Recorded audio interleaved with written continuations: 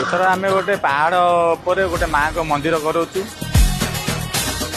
ମନ୍ଦିରଟା ପାହାଡ଼ଟା ଯୋଉଠି ହେଉଛି ପୁରା ପ୍ରାକୃତିକ ମାନେ ଗଛରେ ତିଆରି ହେଉଛି ଏ ପାହାଡ଼ଟା ଏବଂ ତା ଉପରେ ଗୋଟେ ମାଆଙ୍କ ମନ୍ଦିର ହେଉଛି। ତଳେ ଗୋଟେ ଗୁମ୍ଫା ହେଉଛି, ଗୁମ୍ଫା ଭିତରେ ମାଆଙ୍କ ମନ୍ଦିର ଭିତରେ ଦର୍ଶନ କରିପାରିବେ। ଉପରେ ଗୋଟେ ମନ୍ଦିର ହେଉଛି ଯୋଉଟା ଆମର ଯୋଉ ମା ଦୁର୍ଗଣ୍ଡ ଆସନ୍ତି ସେଇଟା ତଳେ ବସୁଛନ୍ତି, ଯୋଉଟା ଭିତରେ ସେଇଟା ଗୁମ୍ଫା ଭିତରେ ଯାଇକି କରିପାରିବେ ଦର୍ଶନ।